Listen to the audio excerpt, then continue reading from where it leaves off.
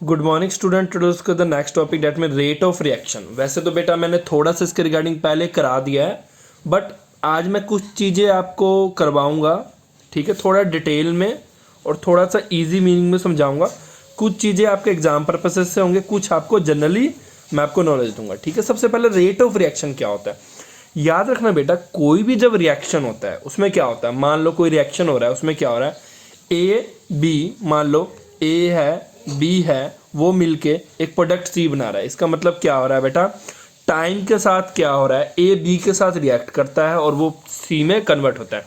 जैसे कि in previous lectures में भी हमने सुना हुआ है, इन प्रीवियस लेक्चर में मैंने आपको एक चीज़ बताया हुआ है कि ये एक्चुअल में ये सारे रिएक्शंस होते कैसे हैं, ठीक है। टाइम के साथ क्या होता है, देखो एरो के जो इस साइड होता है, एरो के जो इस साइड होता है वो रिएक्टेंट होता है और एरो के उस साइड जो होता है वो प्रोडक्ट होता है, ठीक है।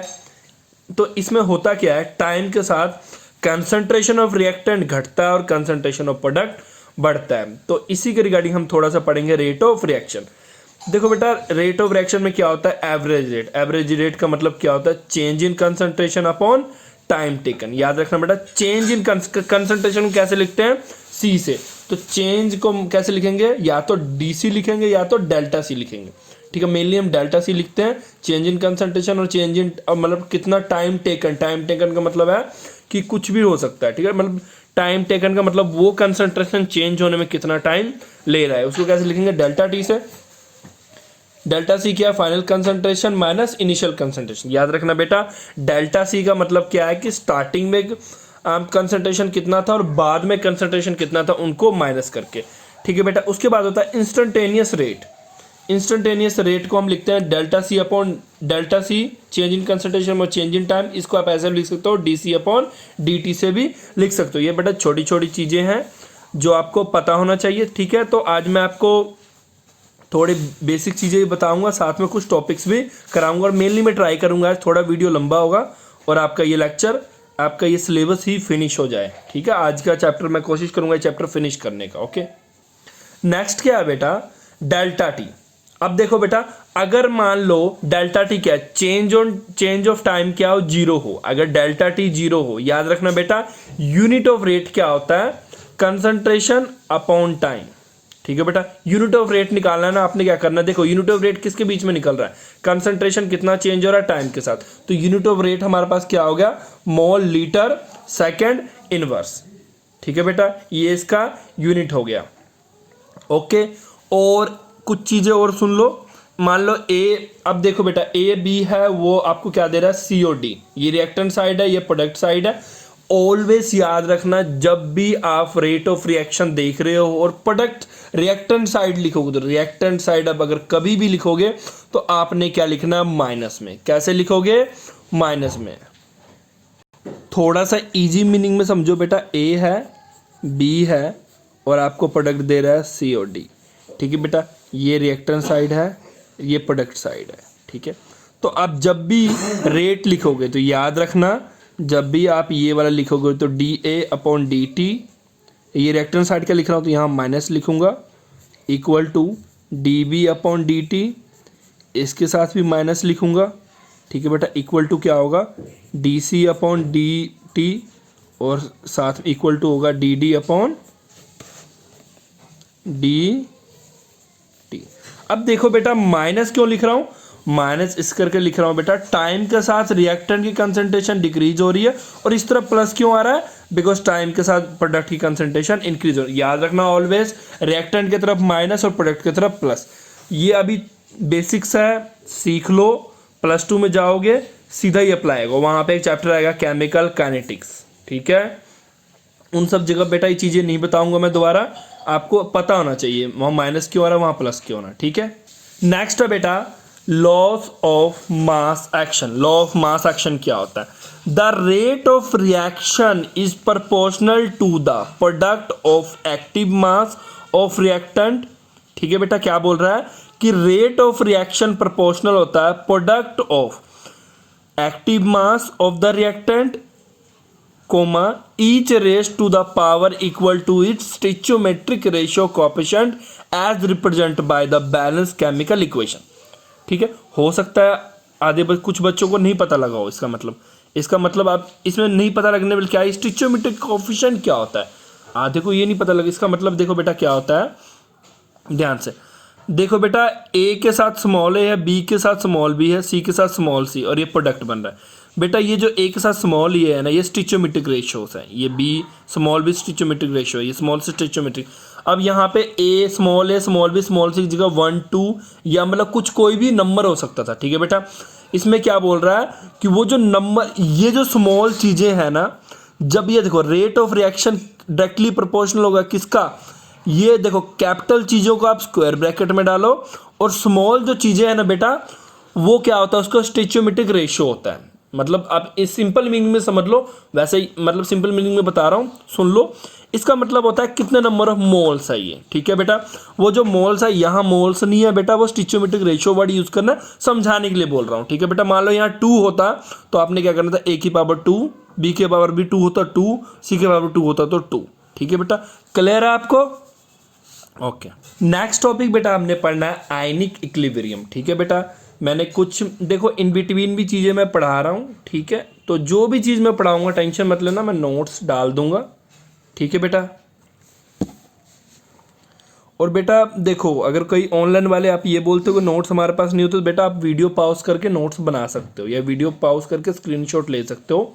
तो ऑलवेज पॉसिबल नहीं होता कि समटाइम मैं ग्रुप में नोट्स नहीं भी डाल पाता हूँ, तो आप वीडियो पॉज करके स्क्रीनशॉट ले सकते हो। ठीक है, दोनों के लिए है, ये ग्रुप वालों के लिए भी है और यूट्यूब वालों के लिए भी है। ठीक है बेटा, ionic equilibrium is the study of equilibrium in reaction where the formation of ion take place in aqueous solution. मतलब बेटा आयनिक इक्विलिब्रियम में हम क्या पढ़ेंगे, देखो बेटा आयनिक इक्विलिब्रियम में हम मतलब फॉर्मेशन ऑफ आयन जब एक्वस सॉल्यूशन में बनेगा तो उसकी हम आयनिक इक्विलिब्रियम की स्टडी करेंगे। Ionic equilibrium the study of ions in aqueous solution. ठीक है बेटा, सिंपल लैंग्वेज में। ठीक है, सबसे पहले क्या है, इलेक्ट्रोलाइट्स क्या होता है। इलेक्ट्रोलाइट्स 8वीं में पढ़ा है। ठीक है बेटा, इलेक्ट्रोलाइट वो कंपाउंड जब उसे हम क्या करें, पानी या किसी भी चीज़ में हम डालें तो वो आयंस में ब्रेक हो जाए, यानी कि अनायंस और कटायंस में। अब क्लासिफिकेशन ऑफ इलेक्ट्रोलाइट की बात करें, इलेक्ट्रोलाइट बेटा स्ट्रॉन्ग भी होता है, वीक भी होता है। स्ट्रॉन्ग इलेक्ट्रोलाइट वो जो पूरी तरह से डिसोसिएट हो जाए, जैसे sodium hydroxide, sodium chloride etcetera, और वीक वो जो पूरी तरह से डिसोसिएट ना हो, जिसे बोलते हैं पार्शियल डिसोसिएट, जैसे CH3COH, NH4OH, HCN, H2C2O4 etcetera. ठीक है बेटा, तो इसके बाद क्या है, electrolyte can be further classified on the basis of their acidity, basicity and salts. ठीक है बेटा, ये चीज़ें मैं थोड़ा सा डिटेल्स में नहीं करा रहा हूँ, बिकॉज इलेक्ट्रोलाइट आपने 8वीं में पढ़ा होता। हाँ, स्ट्रॉन्ग और वीक का मैंने बता दिया। स्ट्रॉन्ग मतलब जो पूरी तरह डिसोसिएट हो जाए, वीक जो पूरी तरह डिसोसिएट ना हो। अब एसिड बेस तो आपने छोटे में पढ़ा होता है, तो एसिड एंड बेस क्या होता है। अब देखो बेटा, एसिड और बेस के कई सारे डेफिनेशन है। तो एसिड और बेस के कई सारे डेफिनेशन, अरेनियस थ्योरी है, लुईस है। ठीक है बेटा, तो और भी कुछ साइंटिस्ट हैं जिन्होंने एसिड बेस के डेफिनेशन दिया। तो आज हमने अरेनियस के अकॉर्डिंग करना है, बिकॉज हमारे सिलेबस में अरेनियस ही अभी दिया हुआ है। तो definition of acid and base varies from the theory to theory. ठीक है, अलग अलग थ्योरी, कोई कहता है जो इलेक्ट्रॉन लेता है, कोई कहता है H पॉजिटिव देता है, कोई कहता है इलेक्ट्रॉन पेयर। आपने अलग अलग थ्योरी सुने होंगे। आज हम पहले पढ़ेंगे Arrhenius theory. This theory defines the acid and base from the perspective of water as a solvent. ये थ्योरी, अरेनियस थ्योरी ने क्या बोला, अरेनियस थ्योरी एसिड और बेसिस को कहाँ से बताता है, प्रोस्पेक्टिव ऑफ वाटर को उसने क्या माना, सॉल्वेंट माना। ठीक है बेटा, अरेनियस थ्योरी क्या कहता है, दोज कंपाउंड विल, वो compound which will increase H positive concentration in water, वो कंपाउंड जो H पॉजिटिव कंसंट्रेशन को वाटर में इंक्रीज कर दे। ठीक है बेटा, वो क्या होता है, Arrhenius acid. Arrhenius acid are those which will increase H positive ion concentration in water, जैसे HCl, H2SO4, CH3COOH। याद रखो बेटा, HCl में क्या होता है, H पॉजिटिव, अगर वाटर को HCl में अब मिलाओ या तो उसमें क्या होता है, ये दोनों H positive Cl negative break होता है, यानी कि H पॉजिटिव कंसंट्रेशन बढ़ती है। H2SO4 में क्या होता है, H पॉजिटिव HSO4 नेगेटिव में ब्रेक होता है, और CH3COO नेगेटिव H पॉजिटिव में ब्रेक होता है, यानी कि इन तीनों में क्या होता है, वाटर में H पॉजिटिव कंसंट्रेशन इंक्रीज होता है। बट याद रखना, बता रहा हूँ जनरल नॉलेज के लिए, आरएनएस थ्योरी कुछ देर तक ही चला था, पर आगे जाके ये थोड़ा फेल होना शुरू हो गया। बिकॉज प्रॉब्लम कहाँ आ गई, क्योंकि सभी एसिड्स के पास H पॉजिटिव नहीं होता, ठीक है बेटा। तो कुछ प्रॉब्लम्स आई थी आगे जाके, तो उसको लुईस ने सॉल्व किया था, ठीक है। आरएनएस बेस कौन से होते हैं, ठीक है। आरएनएस बेस वो होते हैं जो इंक्रीज करे OH नेगेटिव कंसंट्रेशन को, कहाँ पे, वाटर में। जो अब देखो बेटा, जो H पॉजिटिव कंसंट्रेशन को इंक्रीज करे वो एसिड, जो OH नेगेटिव करे वो बेस। जैसे NOH जब वाटर में ब्रेक होता है तो sodium positive OH negative, calcium hydroxide और अमोनियम हाइड्रोक्साइड तीनों OH की कंसंट्रेशन इंक्रीज करता है, वो आरएनएस बेस हुआ। क्लियर है आपको यहाँ तक। अब सबसे बड़ा ड्रॉबैक क्या है बेटा, सबसे बड़ा ड्रॉबैक क्या है कि इन्होंने वाटर को एज ए सॉल्वेंट मान के ही उसके रिस्पेक्ट में ही बाकियों को डिफ्रेंशिएट किया। जो वाटर में H पॉजिटिव बड़ा है वो एसिड, जो वाटर में OH नेगेटिव बड़ा है बेसिस। अब जरूरी तो नहीं यार रिएक्शन वाटर में ही हो, आपको भी पता है कुछ रिएक्शन वाटर में रिएक्ट करते हैं, कुछ नहीं करते। अब जो नहीं करते हैं इसका मतलब क्या, वो एसिड बेस में आते ही नहीं है, तो ये वहीं पे फेल हो गए। इसके बाद आया Bronsted Lowry concept. Bronsted Lowry concept क्या कहता है, एसिड कौन होता है बेटा, those compound which can transfer proton to other compound. वो कंपाउंड जो H पॉजिटिव यानी कि प्रोटॉन को ट्रांसफर करे दूसरों को, जो मतलब जो H पॉजिटिव दे वो एसिड, और जो OH नेगेटिव दे। अब देखो बेटा, वो जो H पॉजिटिव दूसरों को दे वो कौन है, एसिड है, ठीक है बेटा। H पॉजिटिव को ही प्रोटॉन कहते हैं, याद रखना। बिकॉज H पॉजिटिव के पास क्या होता है, प्रोटॉन क्यों कहते हैं। समटाइम आपके माइंड में क्वेश्चन होगा ना कि सर H पॉजिटिव को प्रोटॉन क्यों कहते हैं, कैसे हम कह लेते हैं। बेटा हाइड्रोजन के पास एक ही इलेक्ट्रॉन एक ही प्रोटॉन होता है, अगर उसका इलेक्ट्रॉन निकल गया उसको प्रोटॉन ही रह गया ना, इसलिए उसको समटाइम प्रोटॉन भी कहते हैं, ठीक है। बेसिस क्या होता है, those compound which accept proton. याद रखो बेटा, जो डोनेट करे प्रोटॉन वो एसिड, जो एक्सेप्ट करे प्रोटॉन वो बेस। ये था ब्राउनस्टेड लॉरी के according. That this Bronsted acid are, देखो जो डोनेट करे मतलब वो donor. Bronsted acids are proton donor and Bronsted bases are proton acceptor. Example के लिए HCl और H2O में जब आपने किया तो देखो ये एसिड है, ये बेस है, और वाटर ने क्या किया, इसका H पॉजिटिव लेके एसिड बना लिया और ये क्या बन गया, बेस, ठीक है बेटा। क्लियर है। अब कंजुगेटेड एसिड बेस पेयर कौन से होते हैं, pairs which are separated by proton and exhibit opposite behaviour in the two direction of the same reaction, ठीक है बेटा। वो पेयर जो सेपरेटेड, हम उनको सेपरेटेड कैसे कर सके, प्रोटॉन से, ठीक है। और सेम ही रिएक्शन में वो ऑपोजिट बिहेवियर शो करें। एग्जांपल के लिए अब HCl और Cl नेगेटिव है, ठीक है बेटा। अब HCl और Cl नेगेटिव देखो बेटा, पहले तो HCl क्या होता है, एसिड होता है, पर रिएक्शन करने के बाद वो बेस बन जाता है। देखो पहले में HCl तो एसिड है, बट रिएक्शन करने के बाद वो बेस बन गया है। In the conjugated pair if acid is strong तो बेस क्या होगा, वीक। याद रखना, कंजुगेट पेयर में एक स्ट्रॉन्ग होता है, दूसरा वीक होता है। या तो एसिड स्ट्रॉन्ग है तो बेस वीक होगा, बेस स्ट्रॉन्ग है तो एसिड वीक होगा, याद रखना। उसके बाद हमारे मेन साइंटिस्ट आए लुईस कंसेप्ट लेके, ठीक है बेटा। लुईस ने क्या बोला, लुईस ने प्रॉब्लम ही सॉल्व कर दिया, ना H पॉजिटिव वाला कोई पंगा रखा ना प्रोटॉन वाला पंगा। उसने क्या बोला, a compound which accept electron of pair, वो जो इलेक्ट्रॉन ऑफ पेयर को एक्सेप्ट करे, वो जो इलेक्ट्रॉन पेयर ले एसिड है, और जो इलेक्ट्रॉन पेयर दे वो बेस है। उसने प्रॉब्लम ही सॉल्व कर दिया। अब तो देखो, अब अगर ये चीज़ तो सब शो करेगा ना, अब जरूरी सबके पास हाइड्रोजन नहीं हो सकता, ये भी बात सही है, ठीक है बेटा। ऊपर वाले दोनों कंसेप्ट यहाँ फंसे, बट लुईस ने ये दोनों को ही सॉल्व कर दिया। क्लियर आपका यहाँ तक। नेक्स्ट है बेटा, ये आपके नॉलेज के लिए है।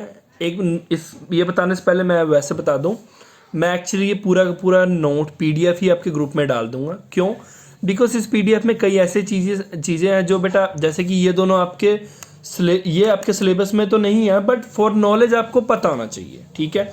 और दूसरी बात बेटा, ये PDF डाल दूंगा, जो बच्चा थोड़ा सा और डिटेल में पढ़ना चाहेगा इन चीज़ों को वो पढ़ सकता है, ठीक है बेटा। दोनों में से किसी PDF में से आप, जो PDF मैंने पीछे भेजे थे 2 इस चैप्टर के, उसमें से भी आप कर सकते हो, चाहे इस PDF से भी वही सेम टॉपिक कर सकते हो, मुझे कोई इशू नहीं है, ठीक है। कहीं से भी कर लेना बस। पर नहीं तो आप ऐसे कर लो बेटा, जो टॉपिक मैंने इसमें से कराया इसमें से ही कर लेना, बिकॉज इसमें थोड़े से शॉर्ट दिया है, तो वो दूसरा जो पीडीएफ दिया था मैंने पुराना वाला, उसमें मतलब जो साइज है बेटा वो ठीक है, तो बड़े क्वेश्चंस जो होंगे वो उसमें से करना, जो इसमें से कराया मैंने इसमें से करना। देखो पीएस स्केल क्या होता है, आधे बच्चों को तो यही नहीं पता पीएस स्केल। बेटा पीएस स्केल होता है कि सबसे पहले पीएस स्केल का यूज़ कहाँ होता है बेटा, होता क्या, उससे ज़्यादा इंपॉर्टेंट है कि उसका यूज़ क्या है। एसिडिटी और बेसिसिटी नापने के लिए पीएस स्केल होता है। अगर कोई सोल्यूशन मैंने दे दिया आपको, अब वो एसिडिक है कि बेसिक है, कैसे लगाओगे पता, ना देख के लगा सकते हो ना, तो कैसे करोगे बेटा, उसके लिए क्या यूज़ करते हैं, पीएस स्केल। ठीक है बेटा, पीएस स्केल का फार्मूला होता है pH equal to minus log 10 H positive, यानी कि इसमें हम एच पॉजिटिव की कंसंट्रेशन देखते हैं, उससे हमें क्या पता लगता है पीएच है कि नहीं है। सबसे पहले देखो बेटा, याद रखना 7 याद रखना बेटा, अगर pH इक्वल टू 7 हो, pH इक्वल टू 7 हो तो वो सोल्यूशन न्यूट्रल है।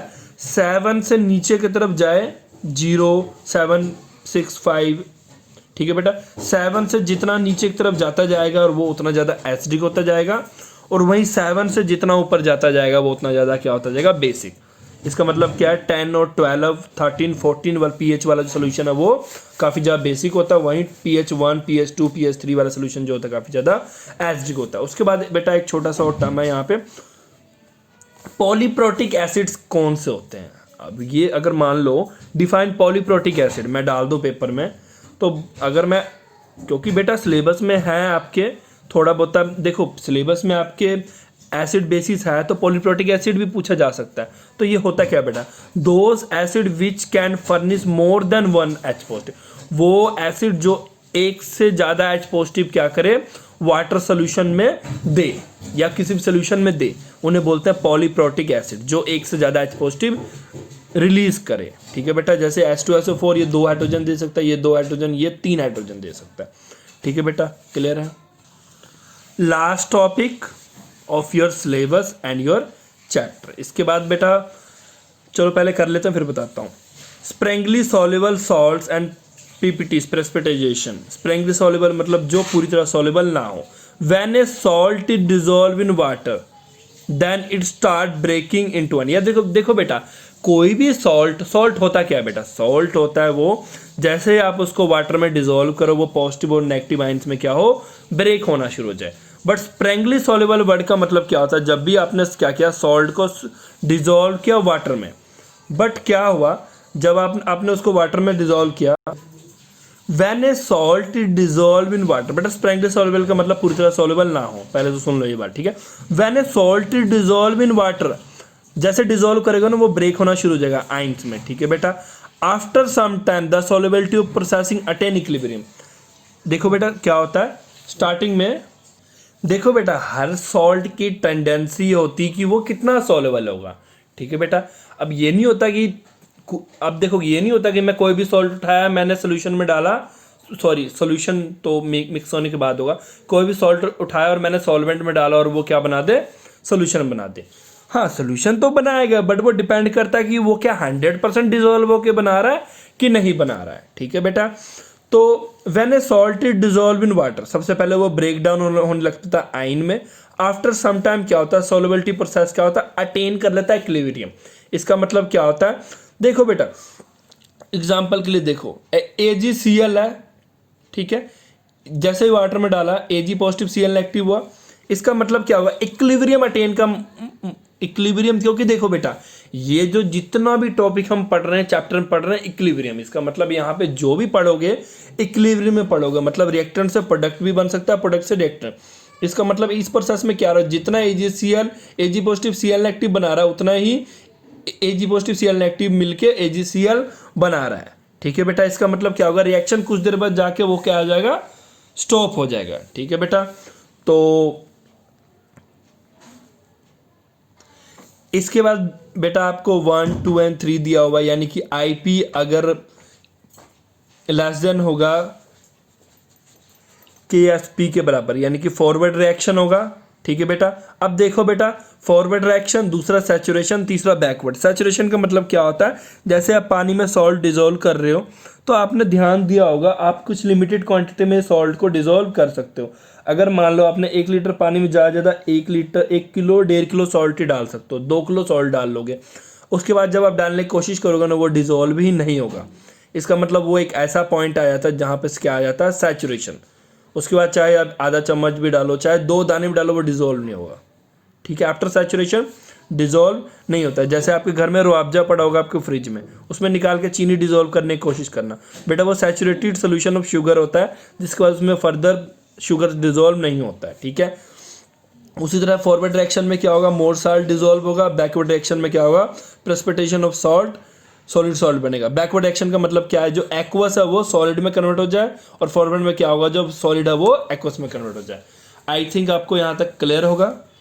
मैंने पीछे आपको रिलेशन बिटवीन के सी और के पी करा दिया था, एक रिलेशन बिटवीन के E Q and delta G है। ठीक है बेटा, तो ये तो बेटा लर्न ही करना पड़ेगा आपको एज इट इज़, क्योंकि अब डिटेल्स में मैं नहीं कराऊंगा इसको। तो बेटा आपको वैसे तो पता है डेल्टा जी बराबर, थर्मोडायनेमिक्स कर लिया हमने, तो आपको ये पता होगा डेल्टा जी बराबर होता है delta G naught plus R T L N Q. ठीक है बेटा, इसमें क्यू क्या होता है, रिएक्शन ऑफ, ठीक है बेटा, where Q is reaction of quotient. ठीक है बेटा, रिएक्शन ऑफ क्योटेंट होता है। अब देखो बेटा, इक्विलिब्रियम प्रोसेस में याद रखना डेल्टा जी 0 होता है। ठीक है बेटा, अब डेल्टा जी जो टर्म है बेटा वो थर्मोडायनेमिक्स का टर्म है। ठीक है, अगर डेल्टा जी 0 है इसका मतलब यहाँ जो है बेटा डेल्टा जी नोट जो है बेटा वो 0 होगा।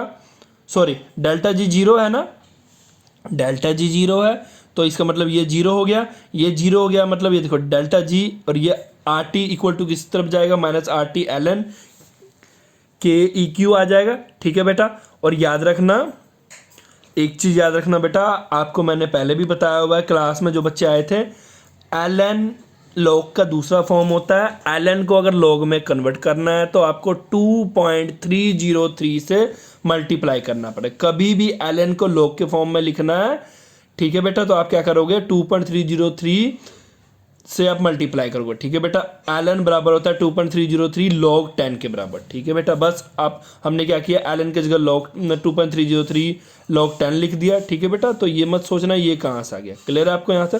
आर टी तो पहले से दिया हुआ था, के ई क्यू दिया हुआ है। Where K E Q generally taken as K P.